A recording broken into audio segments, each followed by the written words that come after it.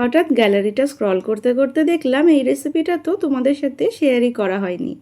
কি এমন মজার রেসিপি, চলো দেখে নিই। সেদিন যে ক্রিসপি ফ্রাইড প্রনটা বানিয়েছিলাম, সেদিন না কিছুটা ডিমের গোলা বেঁচে গেছিলো। সেটার মধ্যে কিছু মশলাও মিশেছিল আর কিছুটা ব্রেড ক্র্যাম্পের গুঁড়োও বেঁচে গেছিলো। এবার এই জিনিসগুলোকে শুধু শুধু ওয়েস্ট করে দেব, তো ভাবলাম একটা পেঁয়াজ কুচিয়ে এগুলোকে মিশিয়ে দারুণ একটা তেলে ভাজা তৈরি করে নিই। একটু মোটা মোটা করে পেঁয়াজ কুচিয়ে নিয়েছি। আমি মোটামুটি 2টো পেঁয়াজ কুচিয়ে নিয়েছি। এরপর এই কোচানো পেঁয়াজগুলোর মধ্যে ওই ডিমের গোলাটা দিলাম, শুকনো ব্রেড ক্রাম্পগুলোকেও দিয়ে দিয়েছি। একটু এক্সট্রা ফ্লেভারের জন্যে ধনেপাতা কুচি দিয়েছি, একটু নুন দিয়েছি। সব কিছুকে হাত দিয়ে খুব ভালোভাবে একটু মেখে নিয়েছি। সব কিছু মিশে গেলে এরপর ওই চিংড়ি ভাজার তেলটাও বেঁচেছিল, ওর মধ্যেই একটা একটা করে পেঁয়াজির মতো করে পকোড়াগুলোকে ভেজে নিয়েছি। বেশ লালচে করে কড়কড়ে করে ভেজে নিয়েছি।